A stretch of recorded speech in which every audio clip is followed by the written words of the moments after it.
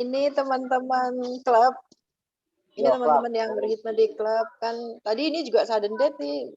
Tadi topiknya sebenarnya mau ngabarkan yang kemarin positif. Qadarullah kan kemarin klub ini ngirimkan 2 ini Cah Bagus yang admin itu Mas Lukman, beliau nih admin klubnya, kemudian sama Mbak.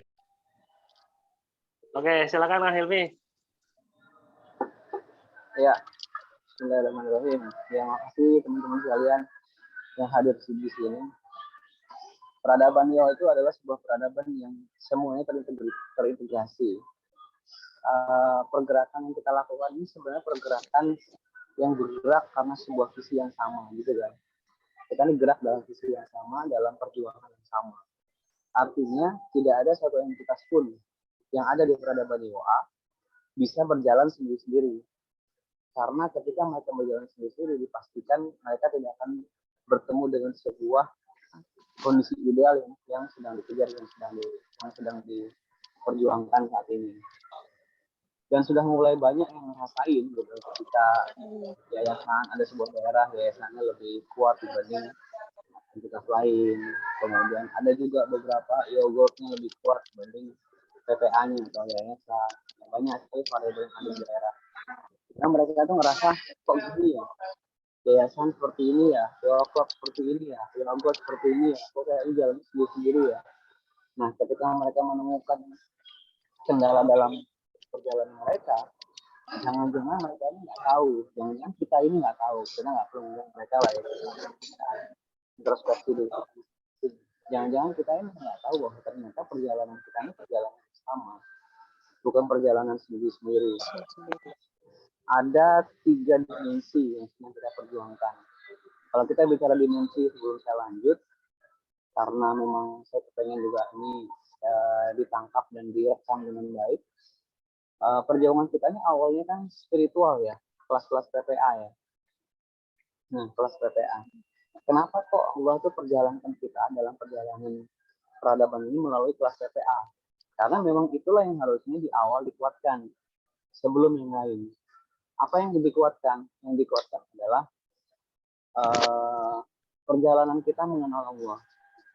Harapannya adalah ketika kita lebih kenal dengan Allah, kita tahu apa yang Allah mau, bukan apa yang kita mau. Nah, ketika bekalannya ini sudah kuat, kita ini tahu bahwa Allah itu kepengen kita begini, maka ketika berikhtiar apapun menjadi sebuah ikhtiar yang Allah bantuin. Dan kita juga punya komitmen dalam proses PPA menjadi employee Allah. Nah, ini penting untuk menjadi dasar bagi semua entitas yang sedang bergerak. Sehingga pada saat spiritualnya sudah bagus, tinggal kita tuh ngerjain PR berikutnya, yaitu dimensi finansial. Pertama dimensi spiritual, yang kedua dimensi finansial. Kok pakai dimensi finansial sih kan dimensi spiritual ini cukup, ketika Allah sudah bantuin ya semuanya mudah.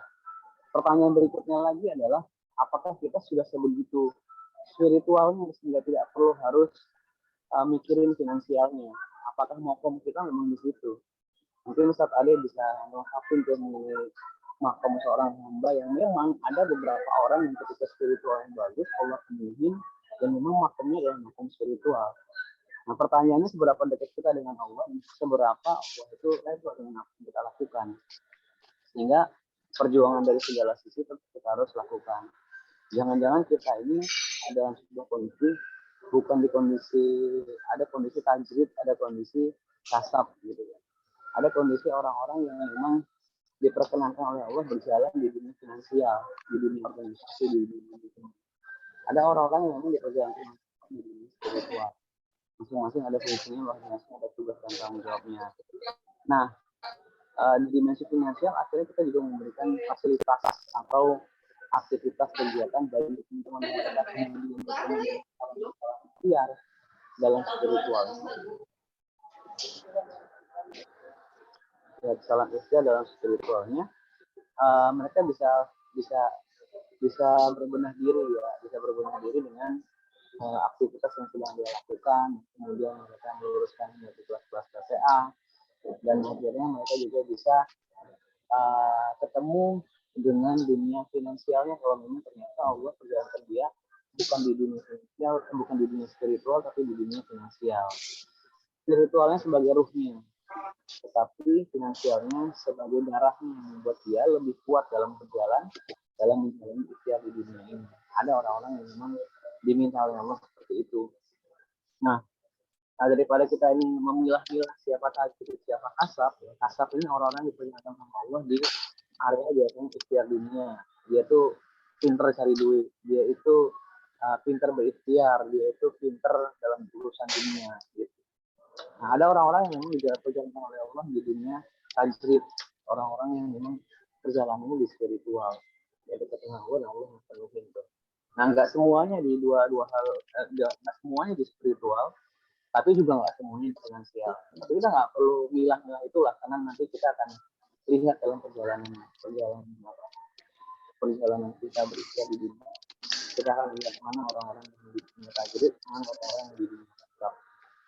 Dan akhirnya di PPA ini kita berikhtiar untuk memfasilitasi orang-orang yang di dunia kasab atau orang-orang yang bergerak di dunia finansial, atau orang yang ketika bekerja mereka sadar bahwa pekerjaan mereka ini tidak diridhoi oleh Allah, sehingga dimensi finansialnya lah yang harus diperbaiki. Oleh karena itu ya, alhamdulillah kita kerjasama sama KPM, Komunitas Pengusaha Muslim, Kampus Pengusaha Muslim, kerjasama untuk berikhtiar membuat entitas-entitas yang bisa menguatkan pergerakan syiar dakwah kita ini. Semakin banyak orang-orang yang lebih dekat pada Allah, menjadi seorang hamba Allah dengan membentuk entitas-entitas finansial, yaitu di Dewa Gold, di Dewa Club, ya, di MX, dan banyak istiar-istiar kita yang lain. Alhamdulillah di tahun pertama itu sangat membantu sekali dalam pergerakan kita. Tapi namanya perubahan itu kan nggak semuanya bisa menerima, benar nggak? Namanya perubahan itu nggak semuanya bisa menerima. Apalagi teman-teman yang dari awal itu mikirnya spiritual saja. Mereka nggak punya kepentingan untuk bergerak di area finansial. Nah, ini yang jadi perkara terbesar yang sekarang ini yang kita rasakan. Jadi orang-orang yang sebelum saya lanjut di kelas PPA itu terbagi dua jenis peserta dengan niatnya ya, dengan landasan niatnya. Yang pertama, orang-orang yang mereka itu secara finansial nggak masalah, spiritualnya bermasalah. Ada kan kayak gitu ya, pengusaha gitu kan, duitnya banyak, tapi broken home, ya istrinya selingkuh, suaminya selingkuh, anaknya gablek, narkoba dan sebagainya. Terus ada orang yang finansial yang hancur, ya finansial yang nggak bagus, utang piutang dan sebagainya. Spiritualnya sih oke lah gitu ya, doanya kencang, anaknya juga baik-baik, habis Quran, tapi finansial yang hancur-hancuran, utang piutang di mana-mana, ya urusan permasalahan ekonomi yang semrawut dan sebagainya. Nah, dua orang inilah yang ternyata memberikan ruh, yang memberikan nuansa dalam pergerakan peradaban. Nah, bagi orang-orang yang finansial nggak masalah, spiritualnya mereka dapat sesuatu di PPA, saat kita bergerak di dunia finansial, ini repot. Wah, ternyata PPA saya nyari kemana-mana pergerakan, ternyata di sini duit juga ujungnya. Gitu. Kalau masalah duit, saya nggak masalah gitu kan. Nggak usah lah, yogurt, yoprak, nggak usah gitu. Ya cukuplah PPA ini spiritual saja, bikin kita memiliki hati yang damai. Nah, pertanyaannya gimana yang finansialnya bobrok gitu, gimana yang utangnya itu miliaran dan mereka nggak punya solusi untuk menyelesaikan, gimana yang nangis-nangis gerung-gerung nyari duit ke sana kemari untuk anak yang sakit gitu misalnya, ya mereka nggak punya apa-apa, nggak bisa apa-apa gitu. Apakah mereka itu kemudian ya cukup saja menunggu bantuan miracle pertolongan Allah turun dari langit dibantu sama orang? Ya bisa aja. Cuman kan sebagai manusia kan ikhtiarnya harus ada sesuatu yang dia lakukan agar Allah itu semakin jatuh cinta sama dia dan dia bisa berpindah kuadran ya antara orang-orang yang nangis karena butuh bantuan orang lain dengan menjadi orang-orang yang bisa memberikan bantuan kepada orang lain. Nah, harapannya alumni PPA ini orang-orang yang memang berdaya guna juga, di dunia finansial, dan banyak alhamdulillah orang-orang yang sudah mulai punya perubahan-perubahan. Ya, di IG 5 kemarin tuh pertarungannya luar biasa saat kita tuh kirim kuesioner. 20%-nya mereka tuh tidak setuju IG itu ngomongin finansial, tapi alhamdulillah 80%-nya mereka itu memang sangat terbantu dengan program-program yang ada yang di launching di IG 5 kemarin. Di IG 5 kita launching Wakla, Pure Gold, dan sebagainya. Nah, pertentangan di 20% orang yang nggak setuju dengan finansial inilah yang memang menjadi beberapa batu hambatan, walaupun ya alhamdulillah beberapa dari mereka mulai mengerti dengan pergerakan ini. Memang pelan-pelan memberikan pemahaman itu tidak mudah. Ada orang-orang yang secara merendahkan hati mau mendengarkan penjelasan peradaban, ada beberapa yang sama sekali nggak mau. Mereka cuma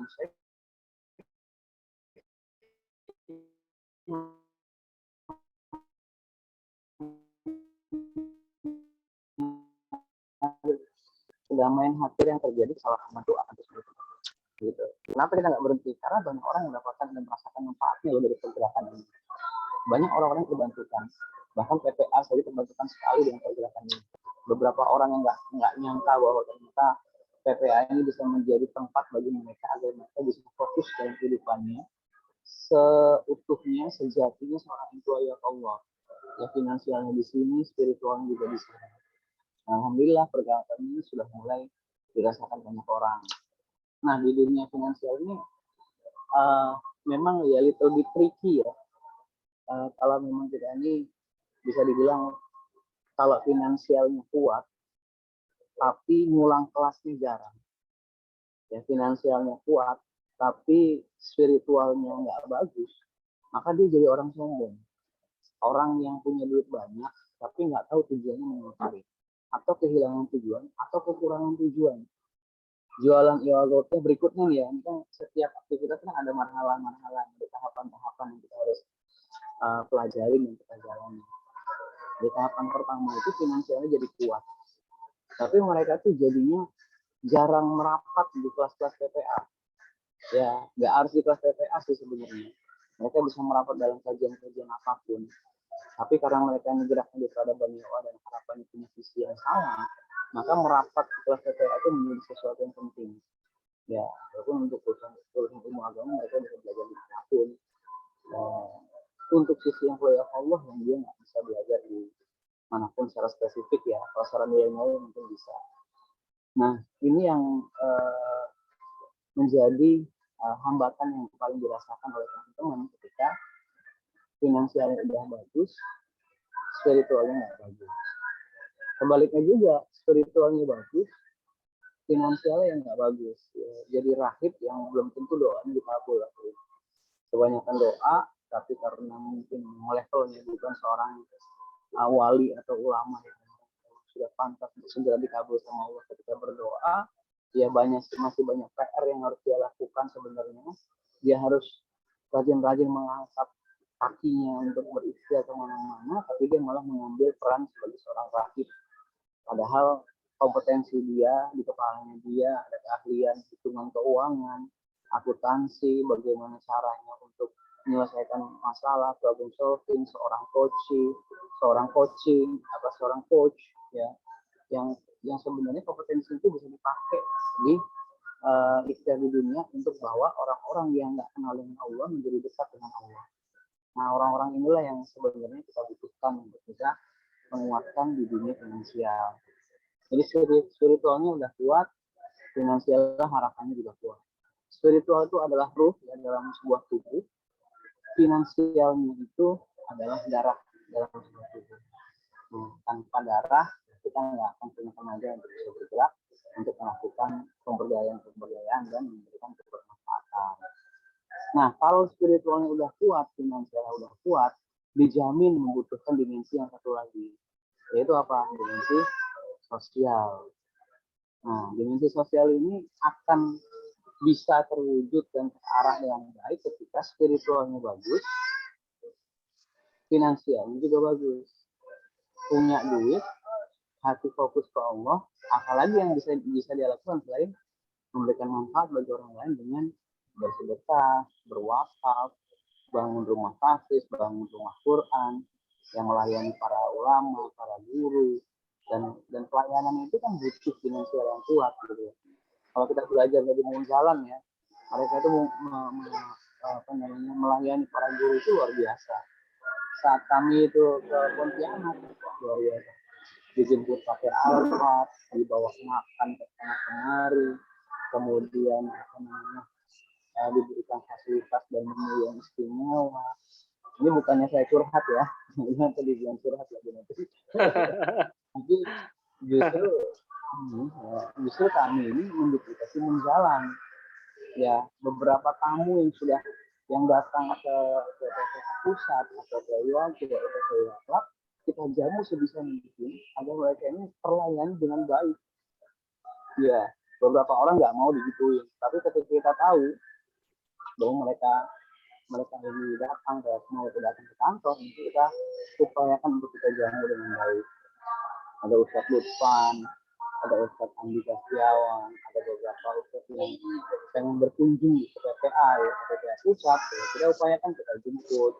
Kalau misalnya dia mau jalan-jalan, kita anterin kemana, kita berikan pelayanan terbaik. Bahkan beberapa kemarin itu ada alumni yang punya usaha kepala kakap ya, langsung kita pesen ke dia, makan kepala kakap, makan kepiting, apa segala macam. Kita senang gitu loh. Dan ternyata itu membawa keberkahan luar biasa gitu. Melayani tamu ya, melayani tamu itu kan membawa berkah, masuk membawa berkah, keluar membawa musibah. Maksudnya itu musibah yang kita punya gitu ya, bukan musibahnya dia. Musibah kita punya itu dibawa sama dia. Maksudnya itu kita tuh jadi ditolong sama Allah karena musibah-musibah itu tuh kebawa sama para tamu ini gitu. Tapi ini bukan ketepaan ya, tamunya jadi saya bawa musibah jadi enggak.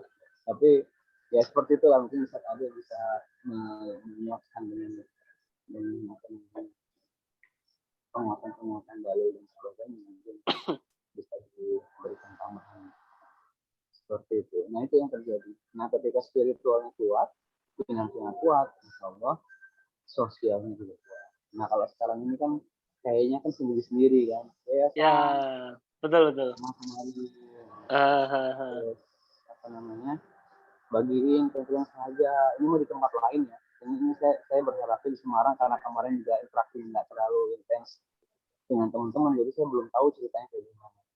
Ada sebuah kasus di daerah lain yang menyesakkan dada gitu loh. Saat kelas PPA, menurut PPA itu dikenalin ceritanya gitu.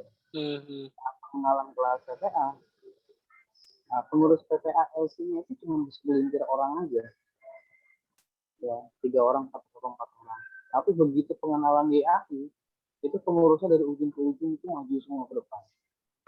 Ini bagian ini gitu ya.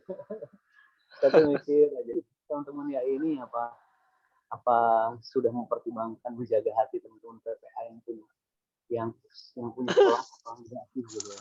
Iya. Kasihan ya. Itu kan jadi kasihan gitu.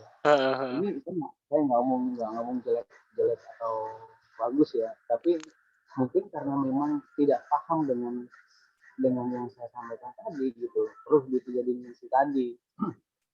Nah, pertanyaannya kan tinggal gini, teman-teman di AI ini mereka nantikan peserta apa enggak ketika mereka tuh showing force ya, showing tim di depan kelas. Kalau misalnya mereka merefleksikan atau mungkin punya tanggung jawab besar juga di kelas PPA, alhamdulillah saya akan selamat justru ketika kelas PPA ini juga menjadi kelas yang menjadi kepentingan bagi AI. Nah itu alhamdulillah. Tapi jika tidak, ini yang harus segera diantisipasi dan dicari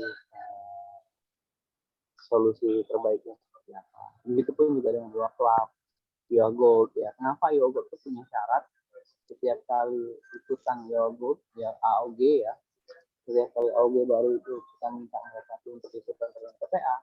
Salah satunya agar Yogold itu tetap terkoneksi dengan PPA gitu, agar mereka itu juga punya ruh yang pas gitu.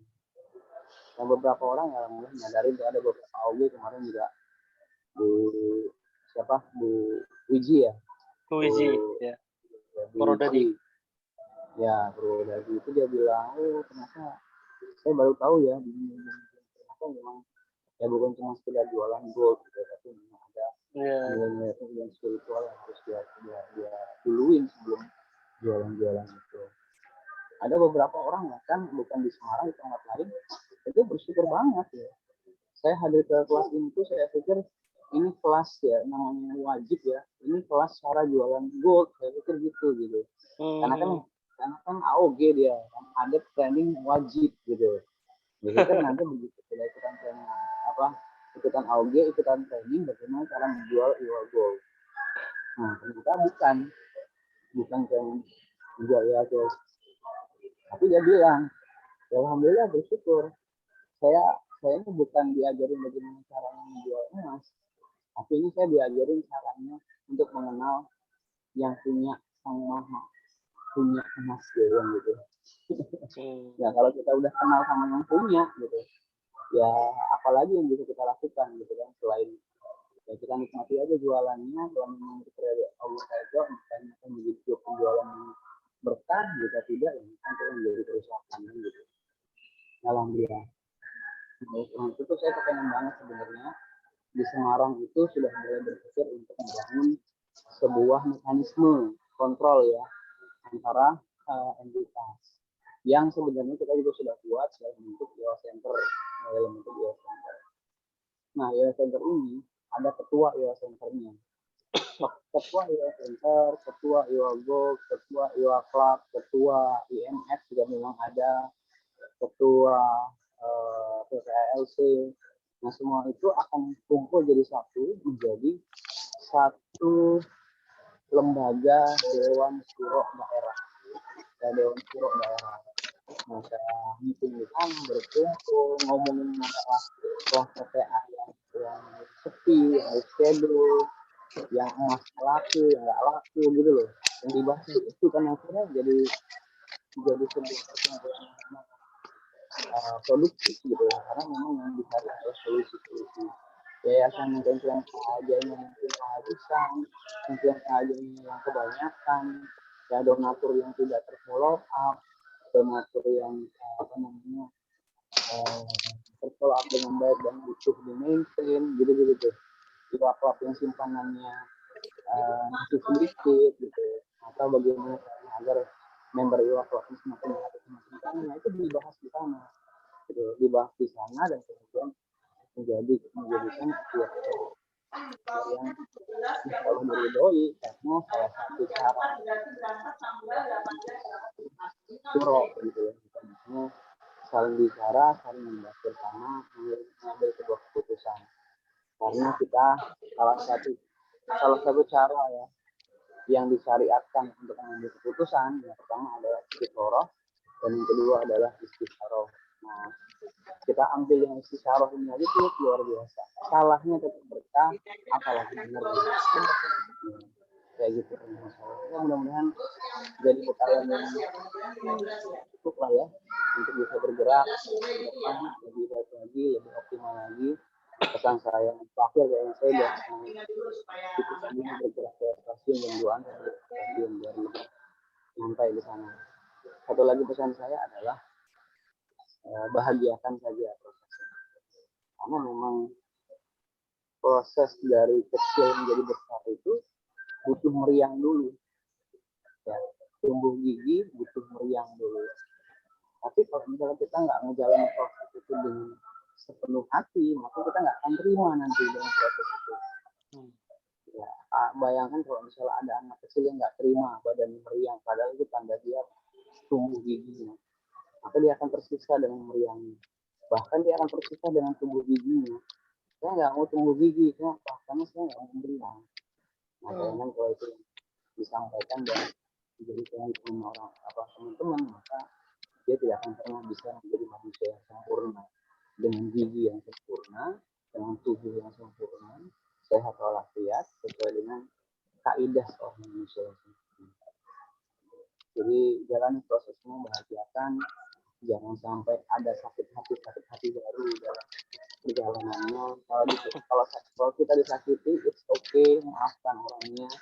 Kalau kita yang menyakiti, istighfar, minta ampun sama Allah, dan jadikan ini sebagai perjalanan dan proses. Mudah-mudahan berkah. Ya, Amin. Amin. Ya, amin. Terima kasih Kang Ilmi. Selamat jalan. Semoga Senang selamat banget. sampai tujuan. Senang banget, Mau foto senang bareng banget. deh. Oh iya Iya, ya, foto dong. bareng. Betul betul.